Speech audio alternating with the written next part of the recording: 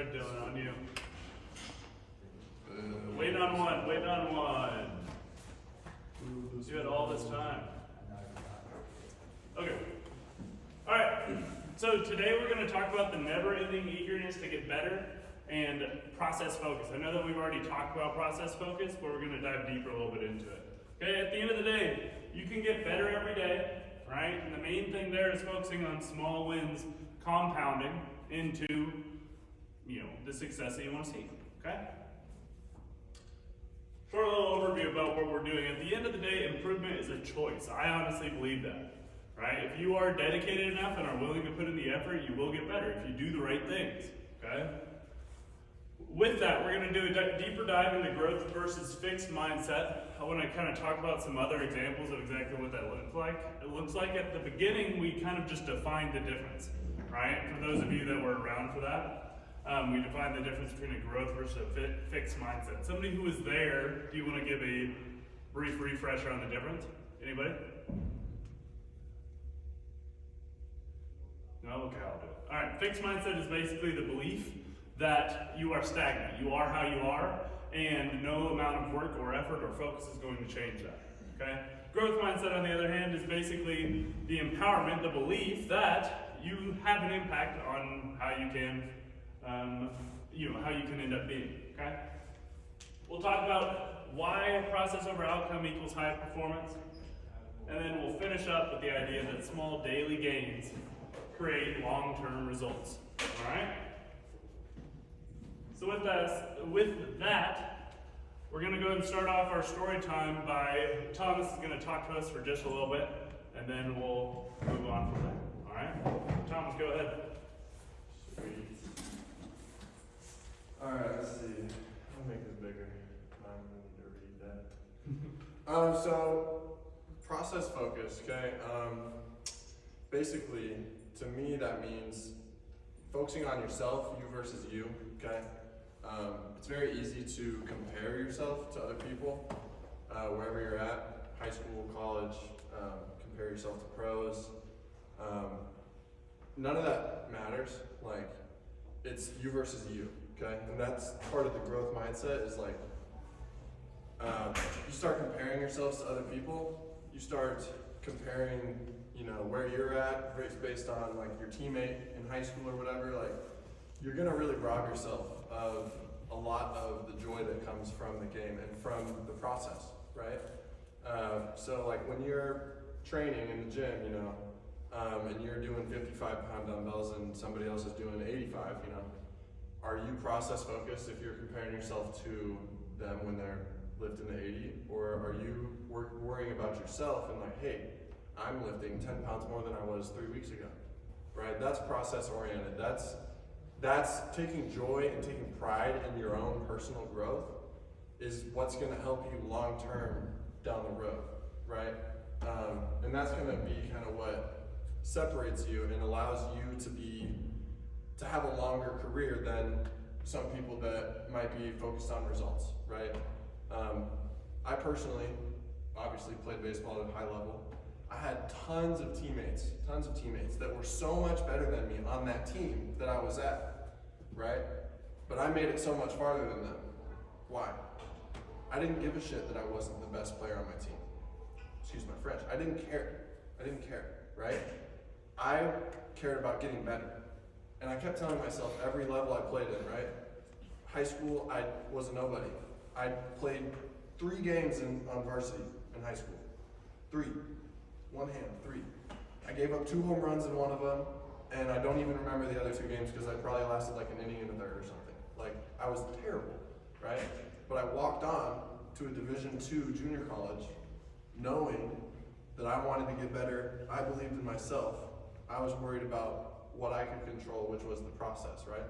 I knew in my heart that I had more in the tank, right? What does that mean? Like, if I would have let my high school coach who told me, like, hey man, you're probably not gonna play college baseball, you should probably not, right? Like, don't even waste your time, you're not good enough. I would have never played pro ball. Like, if I would have let my junior college coach or my teammates who made fun of me because I threw 74 as a freshman when I was 17, if I would have let that impact how I thought of myself, I would have never played pro ball. When I got to Nebraska Kearney, after 3 years of junior college, walking on to a Division II, I walked onto a Division II junior college, not Division I, not Johnson County, not a highly funded school. I walked onto a terrible junior college knowing I was going to redshirt, right? And I had an injury. So I spent 3 years at a terrible junior college. Why? Because I believed in myself. I was process oriented. I knew that I was tall and lanky and hadn't quite grown into my body yet, right? I knew I had more in the tank. I wasn't worried about, I wasn't the best player on my team, right? Now, did I kind of compare myself a little bit in the way of okay, a lot of the guys on my team are doing this, that's what I want to do eventually, right? I need to get there to go to the next level, right? But I wasn't hard on myself and saying, I can't do that. I'm just okay, that's what I have to do. I'm gonna do all the things that I can do that are in my power to get to that next level, right? What does that mean? I'm not gonna go out to the parties and drink every night. I'm not gonna, stay up till 4 a.m. playing video games, right? I'm gonna lift as hard as I can. I didn't know half the things that I know now about what I know, training-wise, throwing, lifting, nutrition, sleep, all the things, right? But what I did know was that I was gonna do everything that I did know to the best of my ability, right? Running poles was the stupidest thing for me. You better believe I was gonna try to finish first running poles, right? Everything that was in my control, I was doing to the best of my ability. That's growth outcome, right? That's process oriented. That's thinking about the future instead of right now in the comparison to others, right? And then I can talk a little bit about when I got to pro ball after I had gotten injured at Missouri Western in my senior year. My 6th year of college, I got hurt. I had a partial tear in my UCL because I went from being a first out of the pen, 30 pitches kind of guy to starting and throwing 120 within 3 weeks, right? And then my elbow blew up and I couldn't even straighten my arm. And so I missed my conference tournament, my 6th year of college, the pinnacle of my college career, I missed. And I sat there on the field and I knew that I had more in myself. I knew that I had more to give to the game of baseball and to myself. I didn't feel comfortable with having that be the end of my career, right? And so knowing that I didn't care about the results, I knew I had more in myself. I bet on myself. And I worked a full-time job, saved up a lot of money, and moved and trained and committed all of my time to getting better. All the things that I could control. Sleep, right? I bought a Whoop. I was you know what? If I'm gonna do this, everything that I can control, I'm gonna control. I bought a Whoop. I'm checking how many hours of REM sleep I'm getting every night. Am I going to bed at the same time every night? Am I waking up at the same time, right? Am I maximizing the amount of natural steroids my body's gonna release, seriously, at night? The more REM sleep you get, the more natural steroids your body releases, right? That's what helps drive muscle growth and recovery, okay? I'm controlling my sleep. Big thing, I needed to get stronger. My 6th year of college, I was throwing 88 with high school level strength. I got on the force plates and they're you're an average high school level strength and you were in college for 6 years. Okay, well I didn't know, I was just running the pulls as hard as I could because that's what was in my control, right? Now I know better. Okay, I'm gonna control my strength. I'm gonna bust my ass in the weight room and get stronger, right? What else can you control? Your diet. I was skinny, I was 205 pounds. They're dude, you need to weigh 225. Okay, I'm living in an Airbnb, sleeping on a couch. What did I do? I bought a fucking mini fridge and I bought frozen meals and I'm eating 4,000 calories a day because that's what I can control and that's what I have to do to get better, right? So controlling what you can control is the process, okay? If I would have sat there and been man, I'm 25, turning 25 in September, I've never thrown 95 and I'm trying to play pro ball, oh man, I'm comparing myself to what all these other people are doing, I would have never played, right? But I bet on myself, and I knew I had more, and I didn't care about the result. I just wanted to do everything that was within my power to be as good as I could. That took me to a place that I didn't even know was possible for myself. When I got to drive line my first day, I was 92. I've never thrown 92 in my life. I left throwing 98. Because I just controlled what I could control to the maximum of my ability, right? That's the process to me. Worrying about what you can control, okay? And then I get to pro ball, my first week of pro ball, I have an 88 ERA after 2 outings facing the Yankees. I could have compared myself to the people around me and been like, man, I didn't get the results that I wanted. Maybe I'm not good enough, right? Those self-doubt can creep in. No, I knew that I'm gonna sleep as much as I can to control that. I'm gonna control my diet. I'm gonna control the amount of throws I can. I'm gonna control my mental, how I respond to sucking, right? At the end of the day, that's a result. We're not training for the result, we're training for the process, controlling everything that we can within our own environment, right? How do you respond? Okay? How do you respond to failure? That's growth mindset, right? Not letting your outcomes determine your response, okay? So how did I respond, right? Well, the next month and a half after I got sent down for a month, I busted my tail and I worked as hard as I could, controlling the things that I can control, the amount of pitches, how many throws, all the things. And I get called back up and I don't give up a run for 6 weeks. And then I get a promotion, right? Because I'm worried about what I can control. Other people around me, they would have got that punch in the face twice, they would have given up, they would have quit. They did quit. I had teammates that sucked and they got released that year,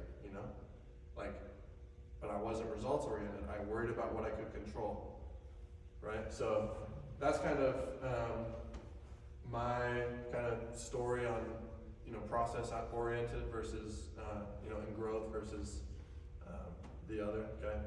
So take whatever you want from that, and, ask me questions if you have questions about my story, feel free, but you're every day, okay?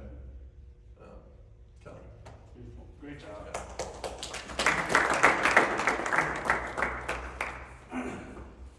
Yeah. I'm really glad that Thomas was able to talk to you guys about that, because I really, personally, am very empowered by the story that he has. Because we played our senior year together, right? And I saw how he was as a senior, and I saw where he went, and that's extremely empowering for me, right? As a coach of trying to help you guys' dreams come true, seeing that he made it happen, right? That is proof to me of not only that process focus, but the next thing we're going to talk about here, that never-ending eagerness to get better, right? When everybody else was like, oh, it was a good run, gonna hang the cleats up, Thomas was like, no, I'm not done yet, right? And he went and made something really, really cool happen. So I encourage you guys to talk to him more about that. You could spend an entire hour just talking to him about those kind of things. But I want to talk to you guys a little bit about Roberto Alomar. You guys know who that is? Yeah? All right, Gold Glover, right? Really, really talented arm. We've talked about Zach Sorensen before in the hard 90. But he had an instance where he finally got a chance to be in spring training with the big league club, with the Cleveland Indians, Guardians now, but the Indians at the time.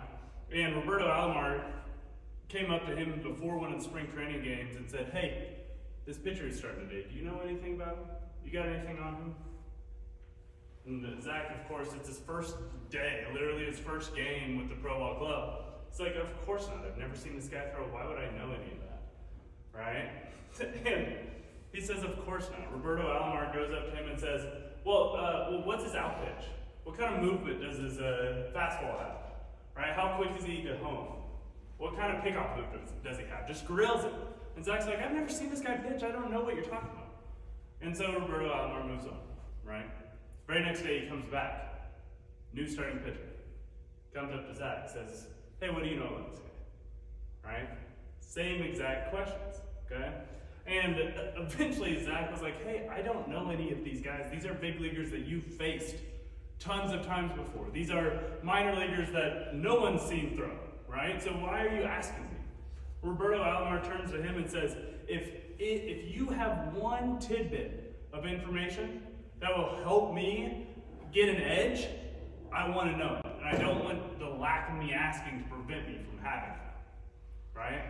So he's asking a rookie, a guy who he probably just learned his name, do you know anything, right, that I don't, okay? So one thing that you got to take from that is a Gold Glover, one of the best infielders, one of the best position players to ever play, is asking the new guy about that, think about how you could adjust your performance to try to gain an edge. Okay? That's what the never-ending eagerness to get better looks like tangibly. You could just want it, but what are you going to do about it? Are you going to ask every single person in your dugout about the hitters, right? Are you going to ask every pitcher, right? What was it like facing those guys? Are you going to come in after a reliever and say, or after the starter as a reliever and say, hey, what did you throw to this guy? How did you attack the hitters today? Are you going to ask those questions? Okay. Moving on from that, I want to dive into some specific key concepts. Okay, so like I was talking about, that growth mindset, that never-ending eagerness to get better. Okay, we need to constantly look for an edge. In anything that we possibly can to gain an advantage, we need to look for it. Okay? Another thing that I like to think about is pitchers meetings. So you guys may not do this at your high school level, right? But I encourage you to do this moving forward when you go to college. So pitchers meetings are for hitters too, and vice versa. Hitters meetings are for pitchers too. Okay? If you can learn as a pitcher, if you can learn how hitters attack pitchers, you're going to gain an edge. One thing that I feel extremely lucky is my first 3 years, almost 4 years of coaching baseball, I was always with position players. I coached outfielders and base runners and hitters, right? And I pitched my entire career. I never hit once. I won my home run derby my freshman year on an absolute fluke, and that was all I ever did hitting-wise, okay? But I spent all this time, and I learned so much about pitching from teaching hitters how to hit. Because I learned how they approach hitters, or how they approach pitchers. I learned how they look at sequences, how they learn, all right? What pitch shapes are difficult for hitters, which pitch shapes are easy for them to pick up. Okay, and I was able to apply that on the other side. Okay, so I'd encourage you guys, especially with your catchers, right? The catchers are the only guys on the field that have an equal amount of understanding of both sides of the ball, in my opinion. All right, unless you're a two-way pitcher, obviously. But the catchers know what all the balls look like, and they know what it's like to try to hit it. Okay, so ask those questions. See if you can't get an edge by asking somebody who maybe you normally wouldn't. Okay? The other aspect of that is I want you to remember that you become the average of the 5 people you spend the most time with. Has anybody heard that before? Raise your hand. All right? That's a pretty common thing, but it's true. All right? If you're going to surround yourself with the hardest working, the best players on your team and around you, you're going to get better, right? This is one thing that I love about the group of guys that we got here is all of you guys are extremely dedicated. And I honestly believe that you guys get better just being around each other, right? Not even being in the environment and the structure that we try to create for you, but just by being around one another, right? So I'd encourage you to take that with you, right, into your spring seasons as we get closer to that, okay? Also, process focus, like we talked about that. Tying in everything that we've talked about so far. Effort. Give the best effort that you possibly can with what you know right now. Thomas talked about that with the pulls. Even though in retrospect he knows, hey, the pulls are probably hurting him, he gave full effort, right? There's a good shot that we'll look at the training that we're doing now and be like, oh man, I don't even know why I was doing that back then, right? Because that's how science is, right? You continuously learn, continuously grow, but as of now, this is the best that we know and it's getting results, okay? So give the best effort that you possibly can. Okay? With what you know at the moment. With that also, we talked about it last week, but try to develop intentional habits that make your process come easy. Okay? And then at the end of the day, focus on quality reps. Focus on quality reps because that's what's going to create the results that you want to see. Alright? Don't worry about just doing more, worry about doing better. Alright? And then also challenge yourself to have small wins. Okay, get better today. Okay? With that, I think quality reps and small wins kind of go hand in hand. If you pay attention to every rep that you take, right, you're going to notice the small wins. Right? The small wins are always there. It's just whether or not you take the time to notice them. Right? It used to be written up here, and it used to be written out there, but it's gone away. But one of the things that we used to have is get better today. As simple as that is. Okay? A lot of the guys who were here last winter remember that. It was up there in big letters, but it's as simple as it is. Just get better today. But notice that, right? Try to have some small wins, all right? And then finally, good, better, best. At the end of the day, we'll check this a little bit more down the road. But do you think you can control whether or not you're good enough at the end of the day? Right? Do you think you can control if you're good enough? Probably not. Right? At the end of the day, whether or not you're good enough kind of depends on who's asking. Right? Can you control if you're the best? No. There's always the chance that there's somebody who you don't have the ability to compete with who's better than you. Somebody you may not even know that exists. The world's a lot smaller now, especially with PG and PBR and all those things. You can kind of compare yourself to others, but like Thomas was talking about, that's not going to help you anyway.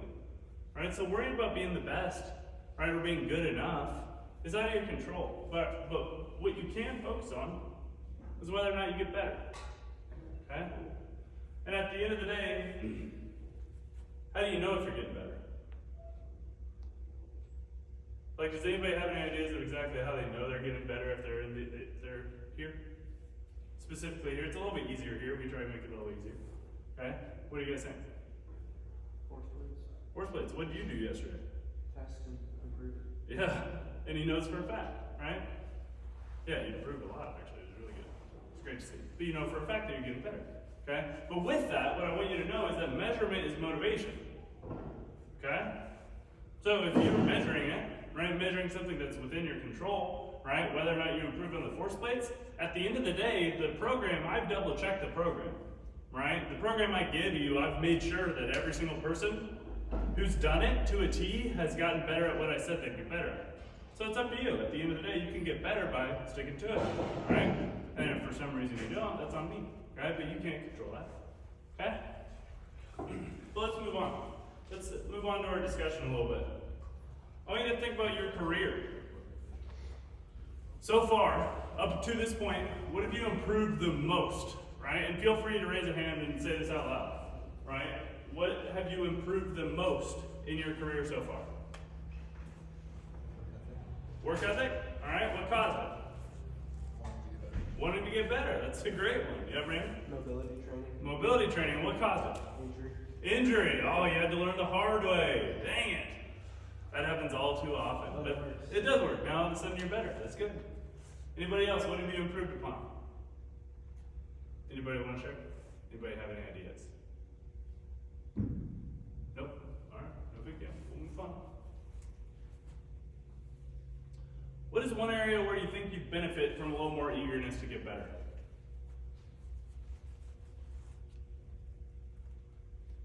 Funny story that actually happened earlier today. I was talking to one of our college guys that's been trained with us for a couple of years now, and he admitted today that he didn't really buy in as much as he probably should have when he first started coming. Right? He was very naturally talented, very very good player, but he didn't really do anything. He's like, I'm already being successful. Why do I got to do all these extra stretches and stuff? Right?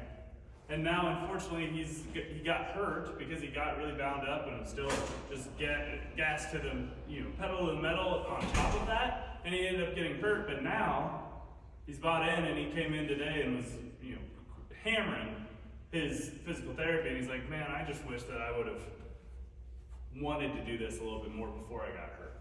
But now that I've gotten hurt, I kind of figure out exactly how important this probably was. You know what I mean? So maybe for you it's mobility, right? Maybe you should buy in and not wait till an injury, right? Anybody have any ideas of a different area that you benefit from getting a little more eagerness? Brandon? I feel like I could get better sleep. Get better sleep. Yeah. Yeah, it's a small thing, but it's a big deal, right? Be more consistent with it. I know that it's not glamorous, it's not fun, right? But it's important. Anybody else have any ideas? One area that you could benefit from a little more eagerness to get better.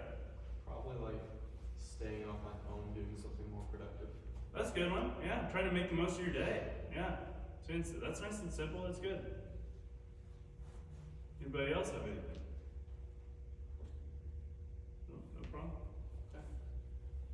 So with that, let's kind of transition. What's one small thing you can improve today? So it can either be reflecting on what you've improved the most in your career and applying that to something else, or having that benefit from a little more eagerness to get better. One thing I'd encourage you about Brandon talking about sleep is I would encourage you to monitor when you stop having caffeine. That's a big one. That was one that I didn't think anything of, right? Because there were a couple times that I drank coffee after dinner and fell right asleep, and I was like, oh, I can do that. It doesn't matter when I drink caffeine, right? But when you become in a habit of it, all of a sudden you're like, man, I'm not even feeling tired till 1 a.m.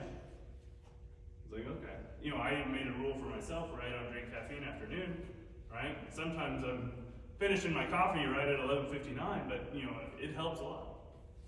Does anybody have an idea of a small thing you can improve today? Any ideas?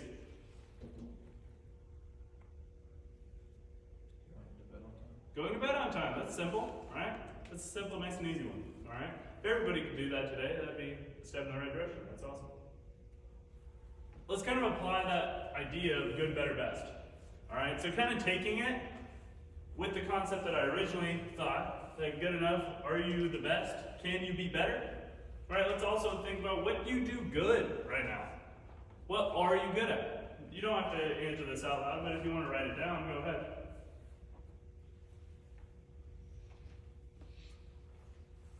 What could you do better? Right? Try to hold yourself accountable a little bit. Think about what you could do better at.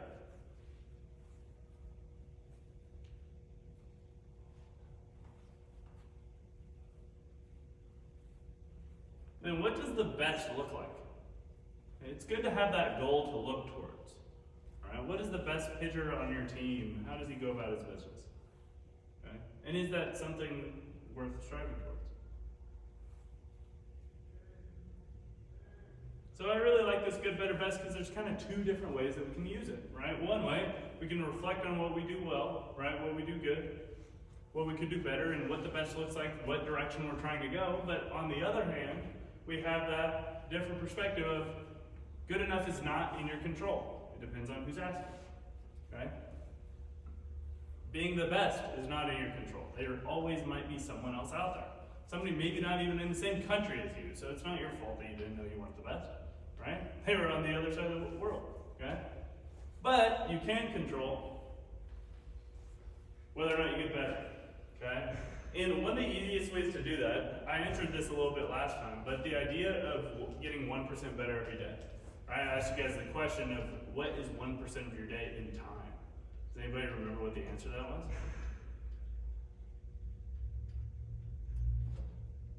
Invest 1%. 1% of your day is 14 minutes and 24 seconds. So if you want to measure something, if you want to make your growth a habit, right, I encourage you to try having a 14-24. Okay? Set a timer for 14 minutes and 24 seconds. Pick one skill, one thing that you want to do, and spend that time on one intentional action. All right? It could be mobility, right? It could be maybe stretching an extra time from what you do here. Being like, okay, hey, yeah, I do a good job when I'm at that, but I could probably benefit from doing one more time through before I go to bed. Maybe it's that. Maybe it's some mental performance training. Maybe it's some visualization. Okay? Maybe it's reading. Maybe it's trying to learn a little bit more about different aspects. Okay? Maybe it's meditation. Maybe it's something like that. Maybe it's, could be a bunch of different things. But at the end of the day, I want you to focus more on sticking to the consistency, less on the difficulty of that task. Okay? So get 1% better every day. Not 1%, but it's a really hard 1%. Right? Invest 1% of your day to get better on a regular basis. Okay? At the end of the day, no excuses. Everyone has 14 minutes to dedicate to something they want to get better at. Okay? Now let's think a little bit more about real life application. We've talked a lot lately about routines and habits and those kind of things. I think it's really important during this time of the year before when things kind of get slow and people kind of fall out of their routines. It's like, okay, hey, we have the opportunity to build them back up intentionally. All right? And like Thomas was talking about, focus on the process. Focus on your reps. Focus on your habits. Hold yourself accountable, not comparing yourself to somebody else. Okay? Not the scoreboard. Focus on your routines. Focus on your habits. Focus on your work. Okay? And remind yourself that growth happens in the dirt. This is where you get better, this time of the year. Okay? Right? That doesn't mean we have to do more. It means we need to be smart. We need to be intentional. We need to make time. Okay? It gets harder the more holidays come, right? And you should spend time with your family, but prioritize your work. Get it done, and you're going to enjoy that Thanksgiving a little bit better. Right? Get a nice hard Wednesday in, and then go crazy on Thursday. Right? It tastes even better. But think about it this way. Those of you that have been with us for a long time, you've been able to see this in yourselves, right? Of you coming consistently, whether it's once a week, twice a week, or ideally 4 or 5 times a week, right? Getting a little bit better, having some intentional work on a daily basis becomes unstoppable over a long amount of time, okay? So dedicate yourself to that. And even when you're outside of these walls, commit to that. Know that if I focus on the right things, focus on the process-oriented things, my individual repetitions, my habits, my routines, what I'm doing and taking care of myself, holding myself responsible, I am going to improve if I stick to that consistently. Okay? A couple examples of ways you can do that is making sure that your workload is increasing month to month. Right? When we do the build-up that we start mid-December, that you hold to it to a T. You don't do too much just because you feel good that day. Right? You're strict with yourself, making sure that you're following it. Right? Make sure that your numbers, your delivery is more repeatable by seeing how consistent you are with the med balls, right? Working on that, trying to collect your body. I'd almost rather you throw 36 every time, right? Than get a 42 and then a 43, or a 33. 43 would be nice. 42 and then a 33, right? I'd rather you just get 36, right? Move well, move consistent, because that's going to be the game changer when it comes. But see, how consistently can you do what you're asked to do? Okay? And finally, let's finish up. Key takeaways: better every day. Small wins compound. At the end of the day, your growth is the sum of your daily choices. The key word there is choices, right? You have habits, whether or not you're paying attention to them or not. Be intentional with them. Have them in your control. Choose what you do intentionally. Okay? Try to make the most out of yourself. A little bit of homework. I just want you to think about one way you can become more process focused in your life. Okay? And I want you to think about one way you can gain an edge. Training that never-ending eagerness to get better. Alright? Anybody have any questions before we go? Okay? And again, if you guys have any questions for Thomas, stop him anytime. Okay? He is a great person to learn from. Okay? He's a huge asset to have him here every day with us. Okay? Alright. Good stuff. Have a good rest of your day.